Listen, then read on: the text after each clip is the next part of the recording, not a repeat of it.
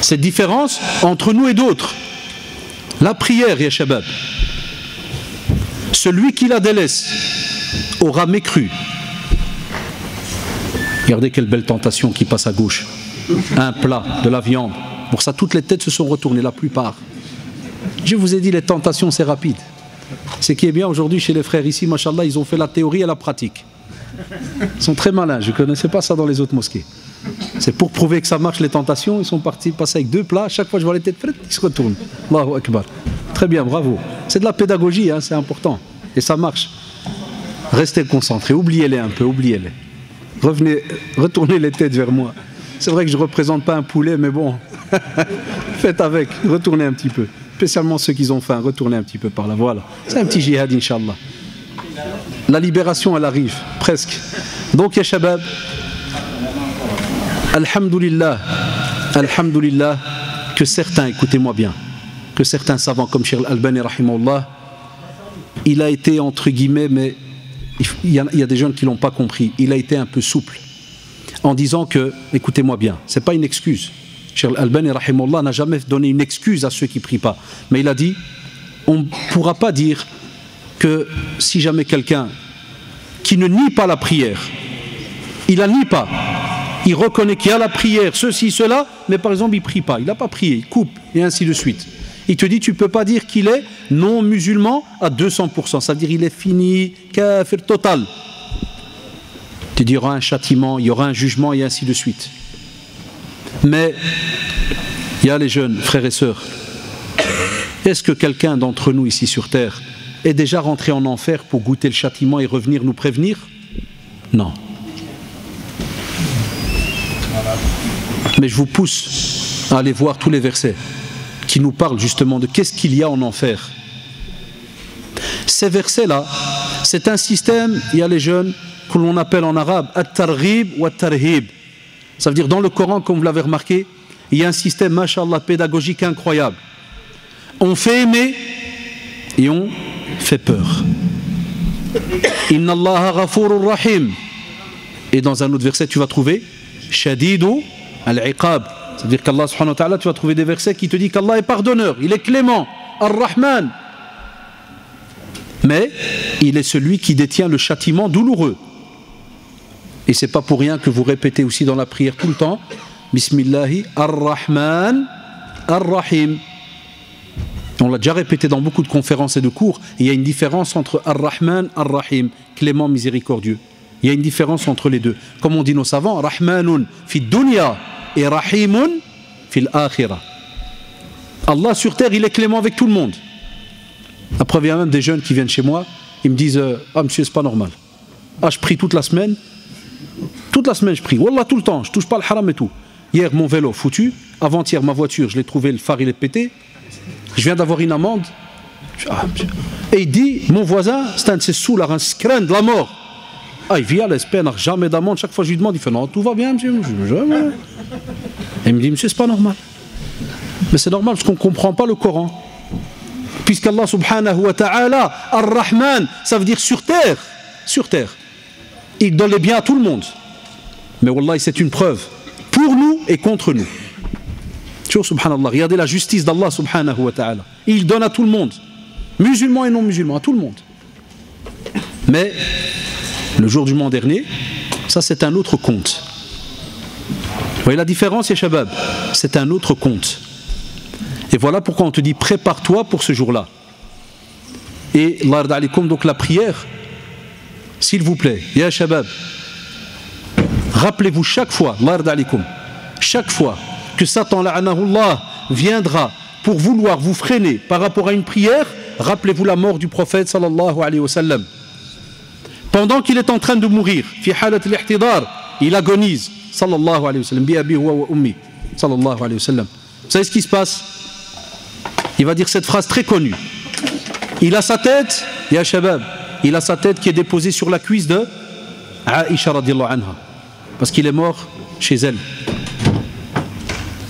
Il est donc couché, sallallahu alayhi wa sallam. Et vous savez très bien l'amour qu'avait le prophète, sallallahu alayhi wa sallam, vis-à-vis de Aïcha radiyallahu anha. Il l'aimait beaucoup, sallallahu alayhi wa sallam. Aïcha radiallahu anha, qui est notre mère à tous.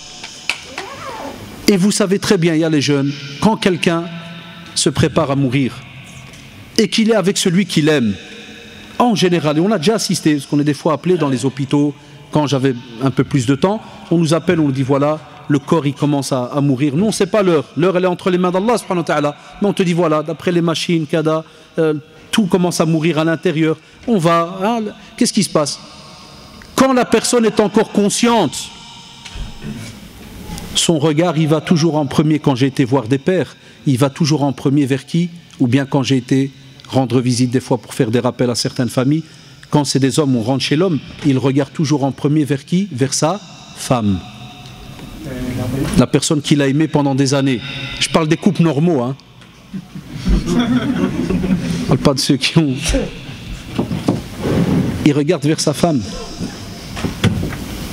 et il sent qu'ils vont se séparer très longuement, mais vraiment longtemps.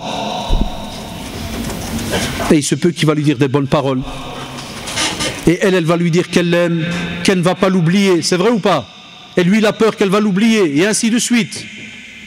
Et notre prophète Mohammed sallallahu alayhi wa sallam, lui qu'est-ce qu'il fait? Est-ce qu'il a dit à Aïcha radiallahu anha,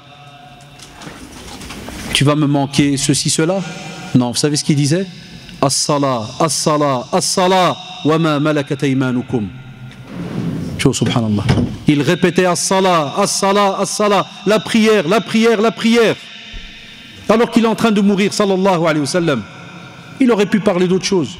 Et ça aurait été de son droit, puisqu'il a fait la da'wa pendant plus de 23 ans. 10 ans à la Mecque, 13 ans à Médine. C'est vrai ou pas? 23 ans de da'wa. Il aurait pu garder ces quelques minutes seulement entre lui et Aïcha radiallahu anha. Non. Qu'est-ce qu'il répète pour la communauté? La prière, la prière, la prière. Et nous on fait comme si de rien n'était. On a des personnes qui, wallahi, les jours peuvent passer l'un derrière l'autre, aucune prière, comme si de rien n'était. Allahu Akbar. Comment tu peux un jour lever les mains? Comment tu peux lever les mains et demander quelque chose à Allah subhanahu wa ta'ala, si ce n'est qu'en commençant par le repentir? Même comme ça on a des fous, ils ne prient pas, mais dès qu'il y a examen à l'école ou bien examen au travail ou un job, hein, il fallait faire une interview, qu'est-ce qu'il fait? Ya Allah, Ya Rabbi, Ya Rabbi, Ya Rabbi. Mais tu l'as nié pendant des années. Et tu as été tenté par quoi? Ah, maintenant on vient à la fameuse télévision ou Internet. Un des matchs, je ne connais pas les frères africains, Jazakumullah, quelles équipes ils supportent, mais chez nous par exemple, ma communauté c'est les Marocains. Chez les Marocains, je parle des fous du football. Il y en a qui connaissent bien, Inch'Allah. C'est le Barça, Barcelone. Wallahi les frères, vous savez, j'ai grandi dans la commune très connue à Bruxelles, Molenbeek. Wallahi le jour, hatta les imams qui ne connaissent pas le football, ils se sont habitués. Pour ne pas les citer, je connais un imam, le jour où Barça il joue avec Real Madrid, classico, hein, vous savez, quand il se retourne pour la Iqama, il fait aujourd'hui football? Wallahi, il s'est habitué. La mosquée est vide, quelques petits vieux, tu sais qu'ils ne sont pas au courant de ce qui se passe. Tu sors, vous savez, Molenbeek c'est connu, beaucoup de musulmans, beaucoup de maghrébins et autres. Tu sors de la mosquée dans les places où il y a des fois sur une seule place 3-4 salons de thé blindés, blindés. On dit toujours Ya Rab, Ya Rab, protège-les au cas où un jour un mur y tombe. Wallahi, tu peux avoir minimum 100 morts d'un coup. Wallahi ya shabab, ceux qui connaissent ces communes-là, ils savent de quoi je parle. C'est blindé. Et pire encore, quand c'est l'heure de l'Isha, parmi les signes de l'hypocrite, prière de Subh à la mosquée, les hommes, hein, obligatoire, hein, Subh à la mosquée et l'Isha. Je ne parle pas quand tu es malade, problème, ça c'est un autre dossier. Non, je parle de ceux qui, mashallah, à l'aise, mais il est assis dans un salon. Je n'ai pas dit que le salon de thé est haram, non, jamais. Si c'est structuré, tu viens, tu rencontres un ami, tu bois quelque chose, petit quart d'heure, 20 minutes, alhamdoulilah, c'est un passe-temps comme un autre. Mais j'espère que tu donnes le même temps pour le reste, dans le domaine des adorations. Mais que tu restes pendant 90 minutes. C'est ça, c'est 90 minutes un match, non? C'est juste, hein? 90 minutes. Et en espérant, Ya Rab, qu'il n'y a pas de prolongation. Sinon, mashallah, djihad fi sabilillah. Là, il regarde son frère et lui dit, on rajoute une demi-heure, frère. Et l'autre, Allah akbar, bismillah. Ah ouais, parce qu'ils partent vers un long djihad. À l'âge, parce qu'il faut rester concentré. Ah, il y a Ronaldo qui doit tirer son 122e but. Il ne faut pas que tu rates ça. C'est une fois tous les 30 ans. Et à côté, tu as un petit vieux Hayya ala salah. Ouais, attends, 2 secondes, frère. C'est la vérité. Wallahi, c'est la vérité. Hayya ala al-falah. Ouais, ils vont gagner, t'inquiète. Ah, parce que ça dit viens pour la réussite. Mais il ne sait pas de quelle réussite on parle. Mais tout ça, Wallahi, c'est noté. Vous pensez que le jugement dernier va être facile? Non, il y a beaucoup de gens qui rêvent, hein, parce qu'il y a beaucoup de gens qui ont mal compris la religion. Ils te disent tout le temps, non mais Dieu il est clément, frère. Non, Dieu il pardonne, hein. Peace mon frère. Mon frère, paix, amour. Non, ça c'est dans les autres sahabas. C'est un autre, hein. On n'est pas, hein. Vous m'avez compris. Certains ils sourient déjà, ils savent de quoi je parle. Ça c'est autre chose. Dans la religion, mon frère, c'est la sincérité. La sincérité, la parole, les actes. Inna alladhina amanu wa amilu salihati, tout le temps. Et la preuve, amanu, la foi, amilu salihat, les bonnes actions, ça va ensemble. Tu prends la sourate, wal asr, innal insana lafi khusr.